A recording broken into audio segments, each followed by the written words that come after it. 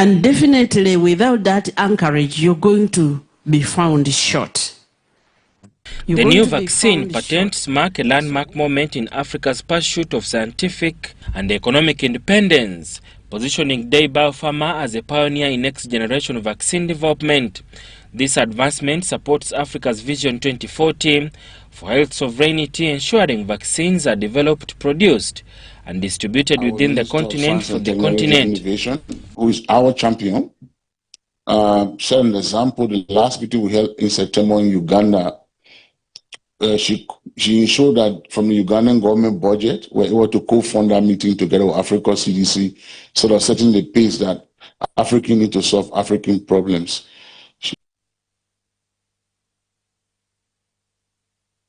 Thank you, Saddam Mubali, for that.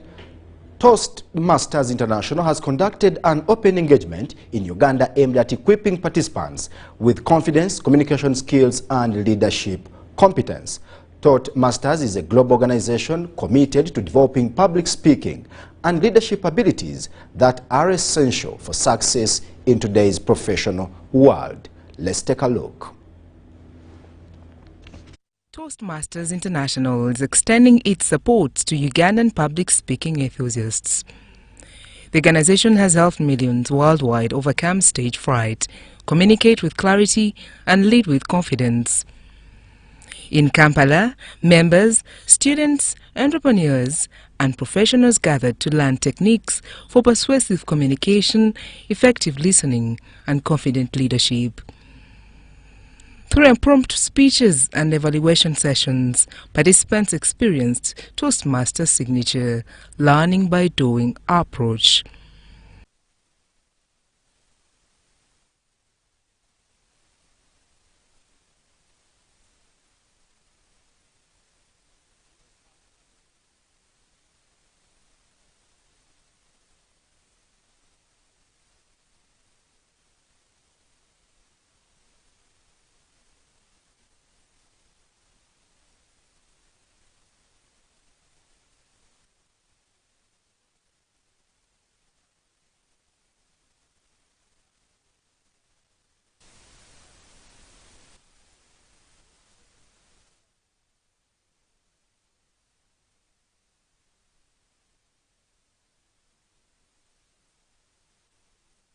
To empower Ugandans to express themselves better, whether in boardrooms, classrooms, or community spaces. With Uganda's youthful population and growing corporate sector, communication is increasingly seen as a necessity rather than a luxury.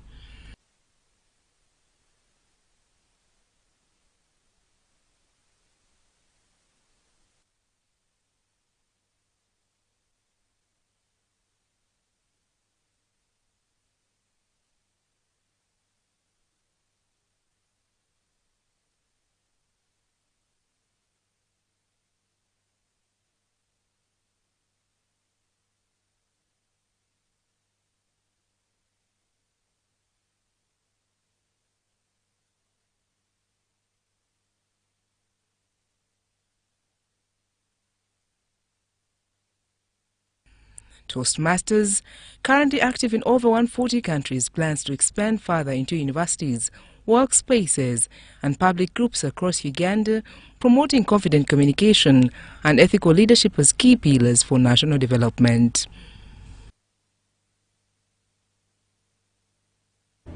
Toastmasters there for you with leadership skills. And thank you, Sandra Kahunde. The Electoral Commission has moved a step closer to preparations for the 2026 general elections with the arrival of the first consignment of biometric verification kits at Entebbe International Airport. The new technology is expected to enhance voter identification and strengthen transparency in the electoral process. Ivan Kahwa reports live from Entebbe Airport.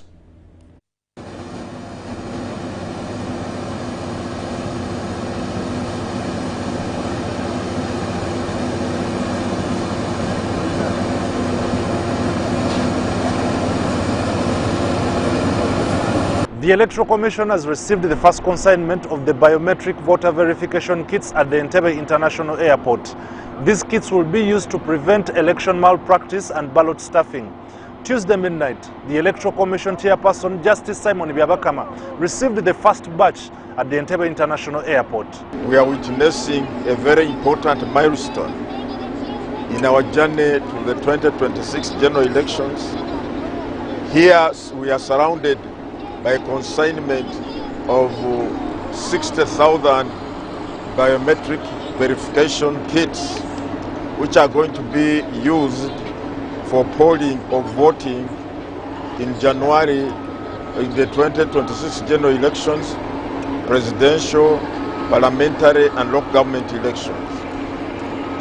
These kits are a very important factor in ensuring that we have credible, peaceful, free and fair elections, because they are going to be utilized to verify and identify all eligible voters at every polling station.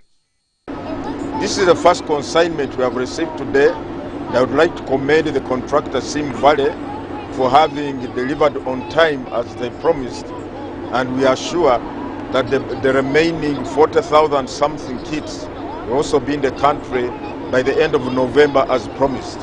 So I want to assure the people of Uganda, the Electoral Commission is committed in ensuring that our elections take place on time, and that every vote counts, and to be purely and specifically one man, one vote. These biometric kits are not the kits, the usual kits we have been using 2016 and 2021. These have additional features which are going to improve on the credibility of the whole process. So we want to thank every Ugandan, we want to thank the Ugandan government for having made the undertaking and ensuring that we get these kits in time. And remember, we shall be communicating more and more to the people of Uganda, telling them how this kit is going to work.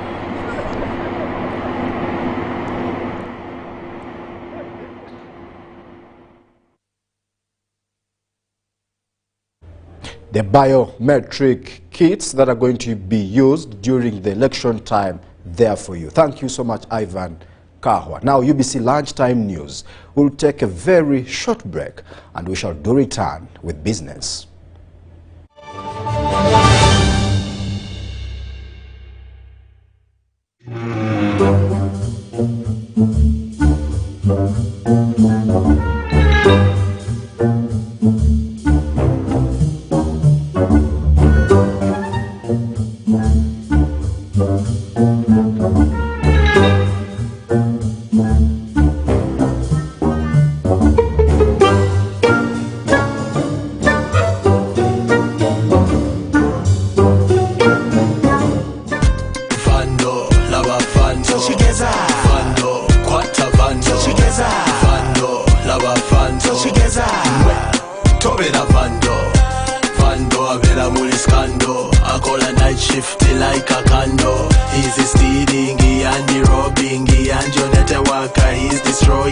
Vandalism is an offense punishable by up to 10 years in jail.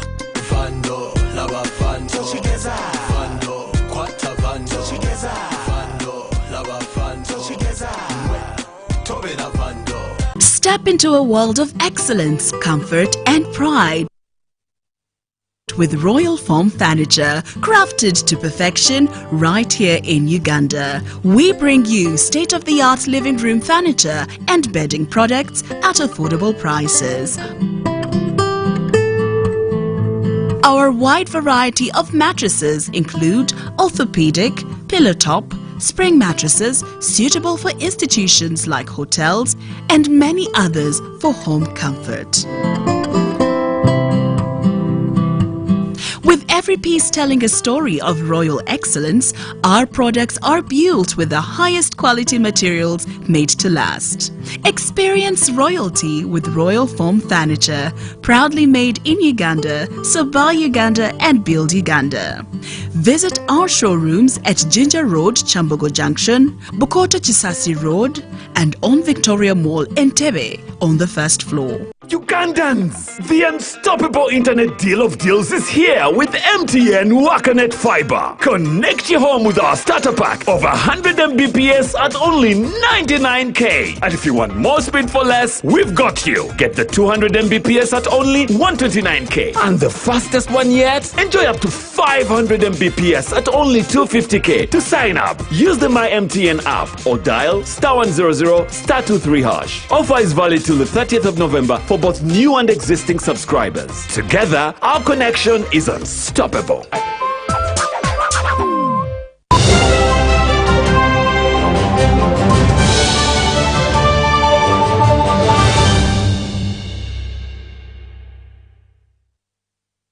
Welcome back from that short commercial break. Now, UBC Lunchtime News continues. In a landmark development signaling a new era for Uganda's insurance industry, Sanlam Uganda has officially amalgamated with Allianz, forming one of the strongest financial service partners in the region. Now, the merger, combining Sanlam's extensive local footprint with Allianz global expertise, is expected to transform service delivery in the sector and ushering in innovation, digital efficiency, and broader market reaching. The observers, this consolidation could be a game changer needed to boost insurance penetration and strengthen public confidence across the country. Sandra Kahunde brings us to speed.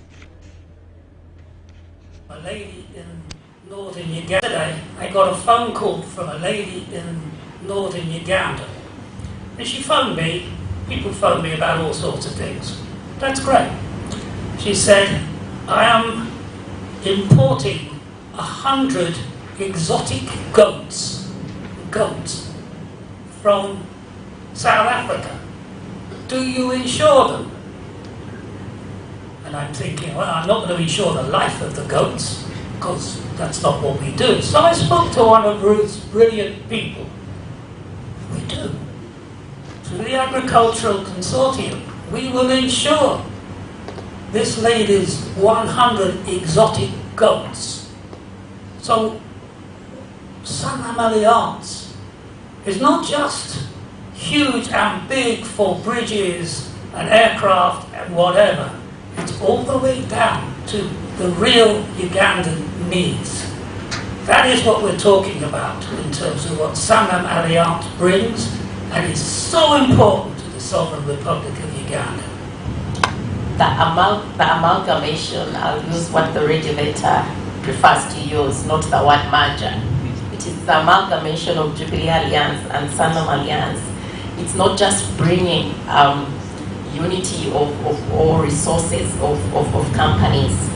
It is changing that environment, it's changing our industry to a shared vision, to a shared goal, to a strong identity, to a much more impactful presence, where we'll be able to work together with all stakeholders to deliver something bigger for our clients. The knowledge, the innovation, the partnerships, and the strength of both companies, together, to serve the Ugandan market. We have done the same in many other countries. So just to give you some background, we have similarly merged our entities in Senegal, in Cameroon, in Ivory Coast, in Ghana, in Nigeria. Last week we did the same in Tanzania. So today we are rebranding Uganda, and in 1 month time we will do the same in Kenya, and in 2 months time it's going to be Mauritius. One, the reason that an African giant and a global giant are coming together is to instill the confidence, which, by the way, our tagline is to live with confidence. We believe that we can give that confidence to the market and to our clients. The Uganda Bureau of Statistics has officially resumed the baseline education census in the Acholi and West Nile regions after delays caused by the recent teachers' industrial action.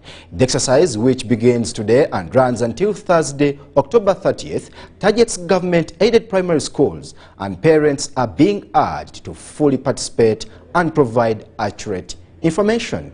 Let's take a look.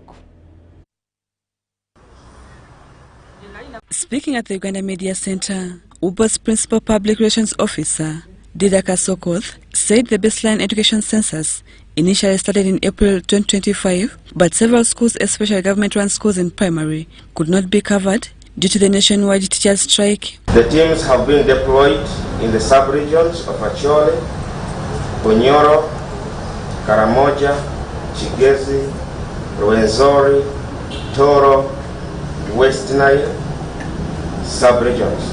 The teams will collect data starting today, the 27th October 2025, and are expected to end on Thursday, 30th October 2025. He says over 1,020 field data correctors have been deployed to ensure all schools in West Nile, Karamoja, and Achole sub-region are captured, citing that the information is critical for improving education planning, budgeting, and learning outcomes. Only schools that had not been touched completely or sufficiently are the government primary schools in these regions, for which we are going to come during this period.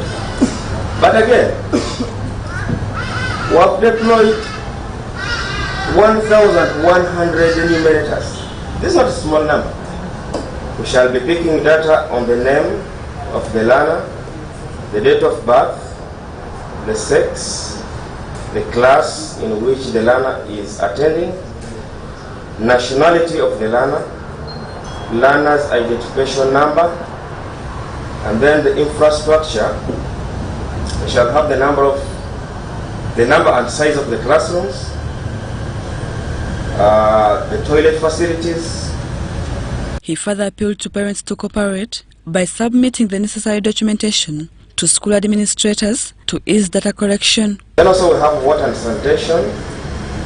We shall get information on the status of the institution's access to water and sanitation.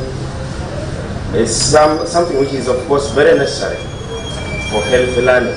The head teachers of primary schools as well as the local government authorities to cooperate with our census enumerators. The baseline education census was first rolled out in the Greater Kampala metropolitan area and then spread to other regions in the country. Rebecca Nantongo, Dan Lugemwa, UBC News.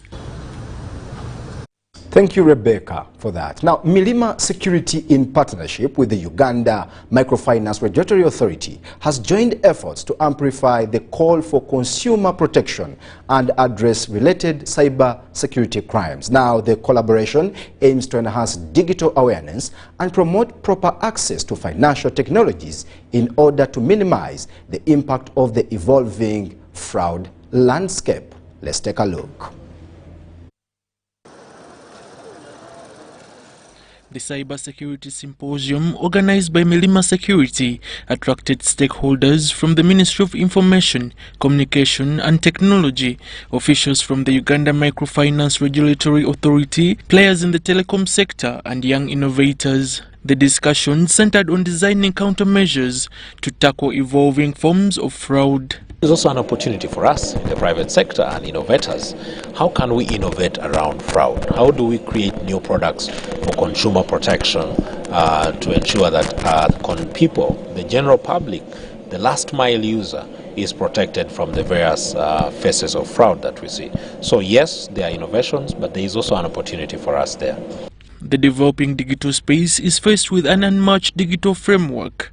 The sector has cross-border products that are not domesticated under national laws, which undermines consumer protection.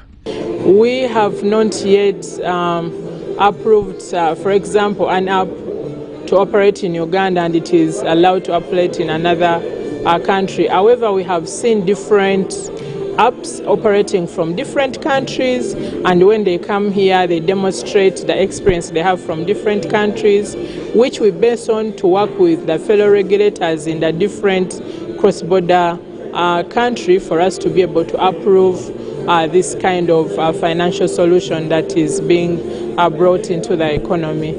Regulators and other stakeholders are discussing defense modalities to match emerging threats. There is so many complex frauds, but the frauds that most people or fraudsters use is social engineering. All they do is have a conversation with a non-suspecting customer, and they manipulate them and abuse them. That's why we keep emphasizing the 3 points.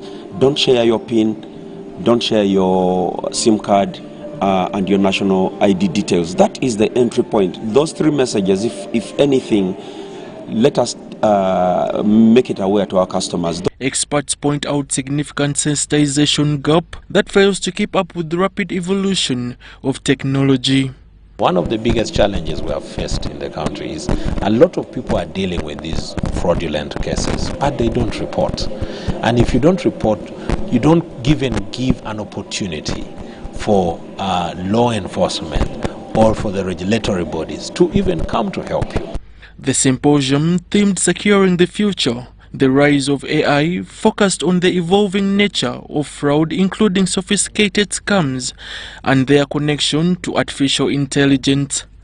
Komagum Rogers and Abdul Nasir Luwama for UBC.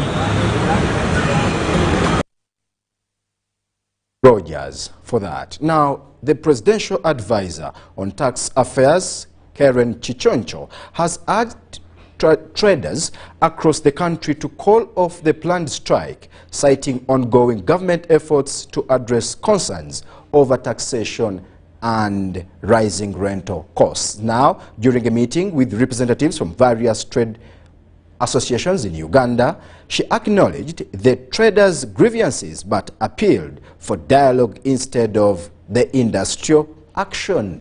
Let's take a look at what happened there.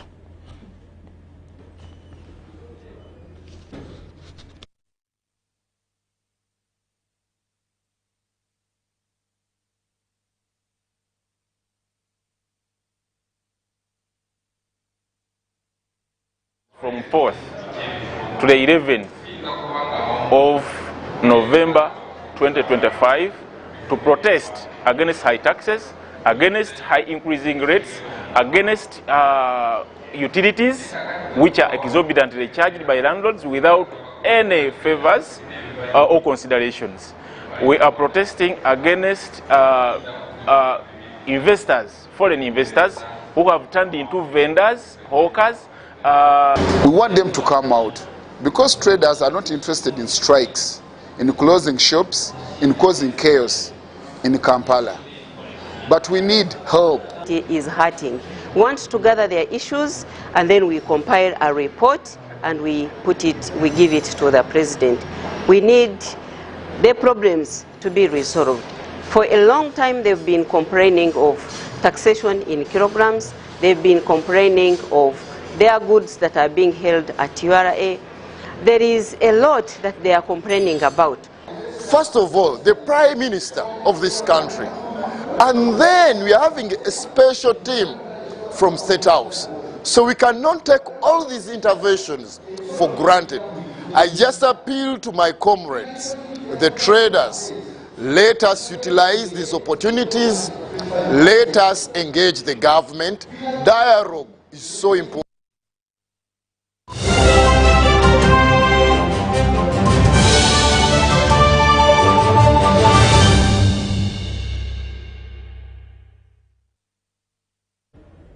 The 2025 NCBA Golf Series concluded over the weekend at the Entebbe Golf Club with Irene Sekabembe winning the leg and clinching the last spot for an all-expense-paid trip to the series grand finale in Nairobi, Kenya next month. Now the series that ran in 3 legs at Jinja, UGC and Entebbe Golf Clubs has seen over 300 amateur golfers take part this season.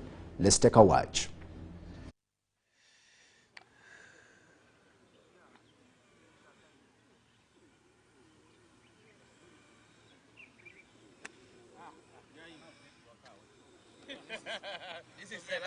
The three-leg series played in Jinja, Uganda Golf Club and Entebbe attracted over 300 amateur golfers this season. Despite rain interruptions, the Entebbe leg delivered thrilling performances as Sekabambe became the only lady winner with 45 points on countback. Other outstanding players including John Basabose and Martha Babirye, who topped the leaderboard with 73 gross each on the par 71 course. The rain tried to disrupt a bit, but it stopped early enough and the game was good. The series is a good initiative, considering that they play over 4 tournaments in the series, so it is a good platform. And because it's rewarding players to get a chance to go and experience golf outside Uganda, I think it's a good initiative. The togetherness with other fellow golfers. Then, of course, the sport is a healthy game. You exercise. Of course, there is that yellow ball. It's a mental. It gives you mental. It works your mind, and of course, it's very exciting. We always look forward to this tournament of NCBA every year. So the game was well attended. My game was also very good, despite the rain, and we are certainly happy with the turn up. Then, as you're aware, we have been in this is the third and final leg of our series. So the winner at UGC, the winner in Jinja, and the winner here, the winner at Gross will actually be traveling to Mathaiga to play in the finale later in November. So it will be an opportunity for the winners here to actually play with other players across the region. Sekabambe joins previous winners James Abiria and Gabriel Amani on the sponsored trip to Nairobi. In addition to the three, Uganda will field 24 golfers to compete against players from Kenya, Rwanda, Tanzania and other nations for the ultimate grand prize at the NCBA Golf Grand Finale. Irene Sekabambe, they are shining for you in golf. Now that story brings us to the very end of UBC Lunchtime News. And thank you very much for watching, but please give us more audience later for UBC Rero and UBC Tonight, both at 8 and 10 p.m. I am Brian Tumwine Biaruhanga. Have a good bye and God bless Uganda.